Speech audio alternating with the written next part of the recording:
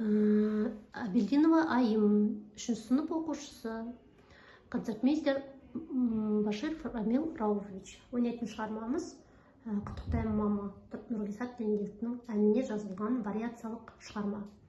Бұл шығарма 6 сөйлемнен құралған.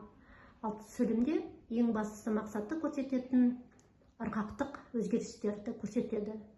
Сол біз өзіміздің түсінігімізге байланысты біз 6 сөйлемді 6 балаға бөліп көрнекі солай ойнайтынды шештік.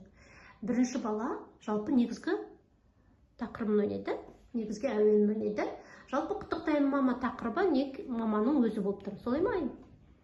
Ал енді бірінші сөйлемді бірінші бала бастайды, әндетіп, әуендетіп мамасын құттықтайды.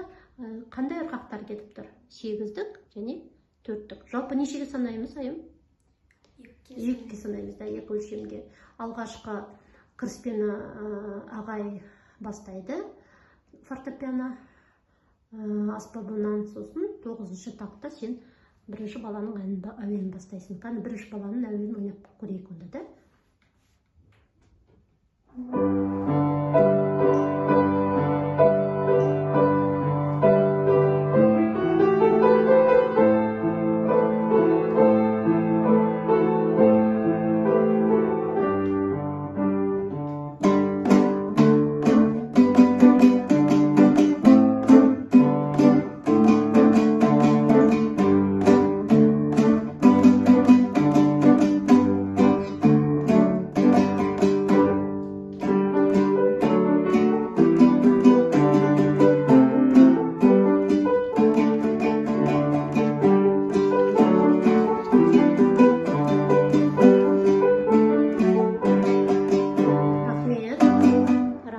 Енді екінші баланың ырғақтық әуенін, осы негізгі тақырыбы қала тұрады осы әуенде.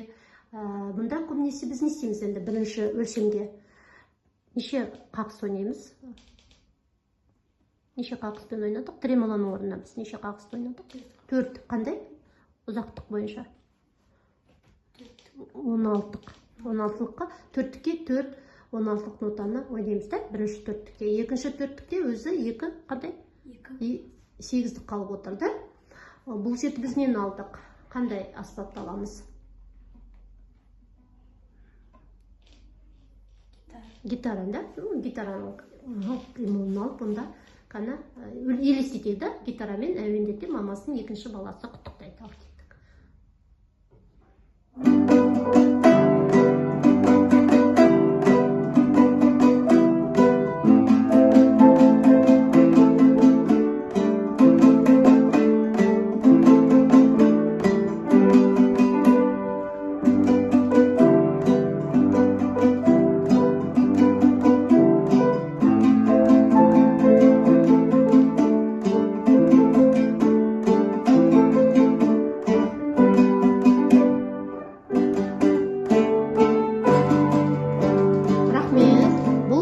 Нешінші бала бастайды қазір? Бұл жерде бір тақтың ішіне неше қағыс ойнаймыз? 5 қағыз да. Алғашқы 4-тікке неше қағыз кетеді? 3 қағыз да. Екінші 4-тікке 2 қағыз жоғары. Бұл үшінші баланы қандай аспаппен салыстырсақ болады? Қандай аспапты алғымыз келеді? Домбыраны аламыз да. Домбыра жақсы. Домбыраның бұл жерде осы сөйлемнің ішінде өзінің қайта реприза, қайырмасы бар да. Онда не істеп ойнаған дұрыс? Әрбір сөйлемнің ішінде осы, әрбір баланың ішінде динамикалық белгілерді анығырақ көрсетіп ойнауға болады. Сондықтан форте, пиано салып ойнасам болады. Ал енді үшінші бала онда домбырамен әуендетте мамасын құттықтайды.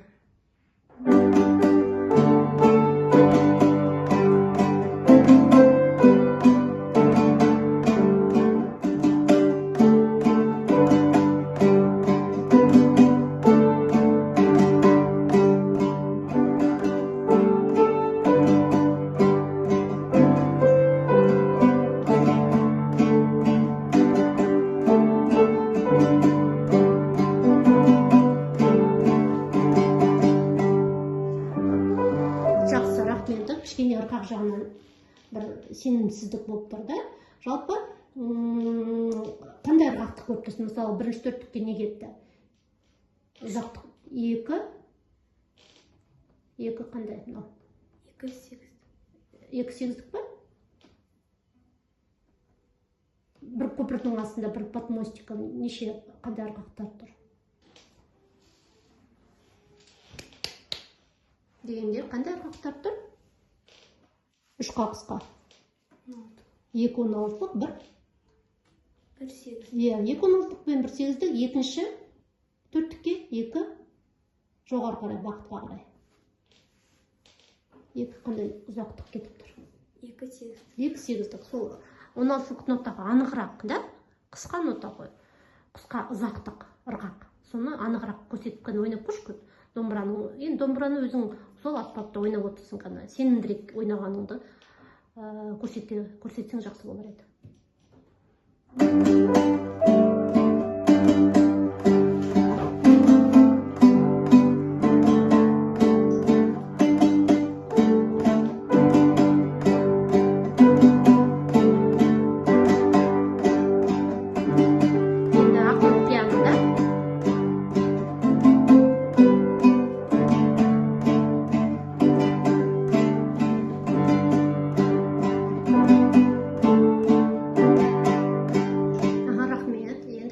Баланы біз қандай аспапта алуға болады?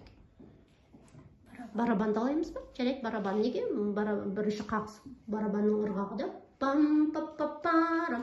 8-дік 2 16-лық да кеттір. Сол ырғаққа барабанның ырғағын салып ойнаймыз. Кеттік.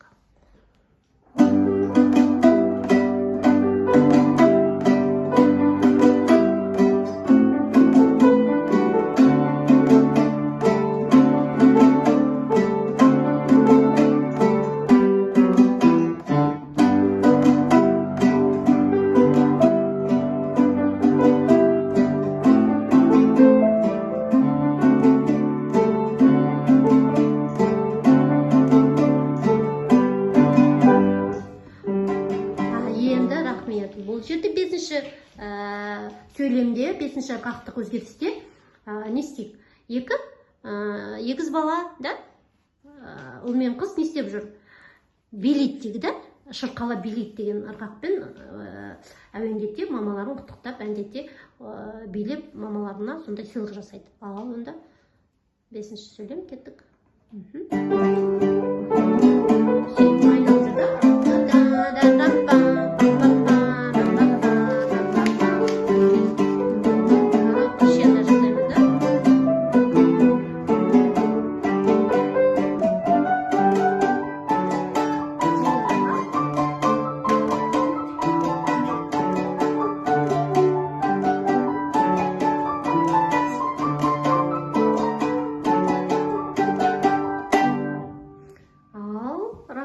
Рахмет, кішкене жұмсақтық көз алдыңа елестеді. Өзің елестетсең болады, өзің үніңмен, немесе ағаңмен билеп жүрсің, да? Шырқала билеп жүрсің. Енді 6-шы ырғақтықты біз не істейміз? Осы барлық балалар не істейді? Жиналып, 6 бала жиналып, барлық аспаптарда қосылып не істейді? Жаңағыдай мерекелі әуенмен, ырғақпен билеп, әндете, мамаларын бәрі бірге құттықтайды, да? Солай ма? Солай. Ал көрейік енді. Онда қандай? Бұл жерде кішкене қаттырақ сенімді ойнаймыз, да?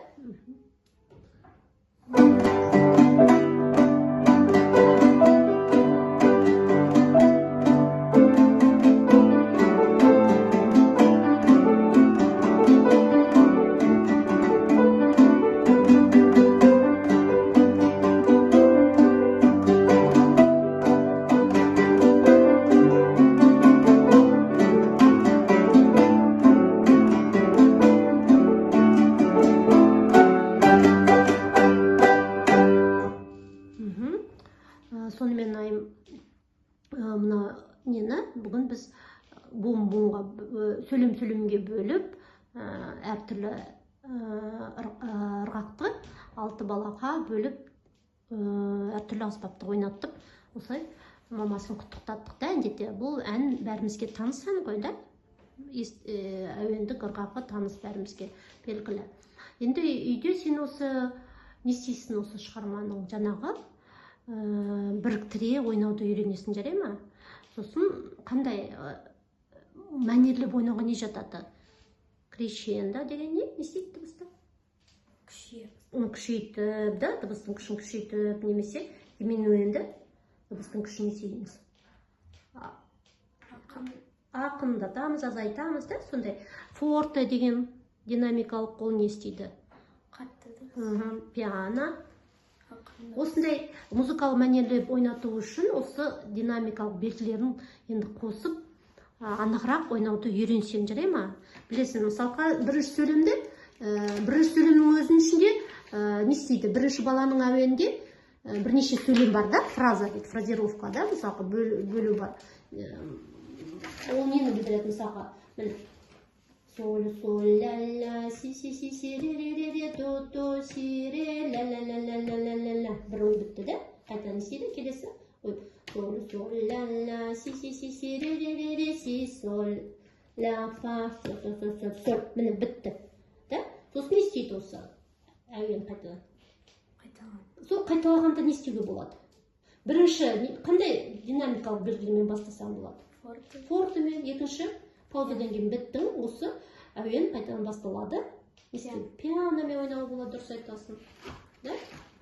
Осы, мысалға, алғашқы 1, 2, 3, 4 такты жартылық нотамен біткенде, соңында жаңағы динамикалық белгі дименуэндімен бітіруге болады. Қаны істеп көрейікші, осы сөйлемді көрсетейік. Бірінші форте салып ойнап көрші қаны. Рамил Рауфович, бір-екі тактымен түссеңіз. Ал форте.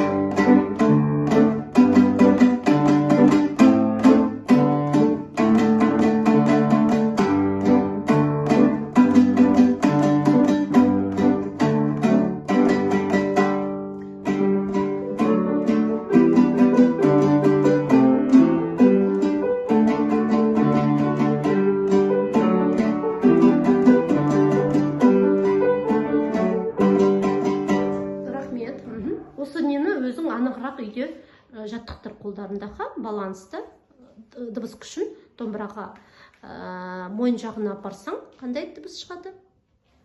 Ақырын, ауыз жаққа қарай онда қаттырақ дыбыс шығады екен. Крещендоға не істейміз? Мойыннан бірте-бірте ауыз жаққа қарай оң қолымызды жылжыта жүргізсек, не істейді? Қандай? Крещендо. Ал ауыздан мойынға қарай кетсек, қандай? Дименуэндіге барамыз. Соны үйде өзін жаттықтырып көр. Жарай ма? Жақсы ма? Түсінікті. Сұрағың бар ма? Жоқ. Жақсы онда. Рахмет.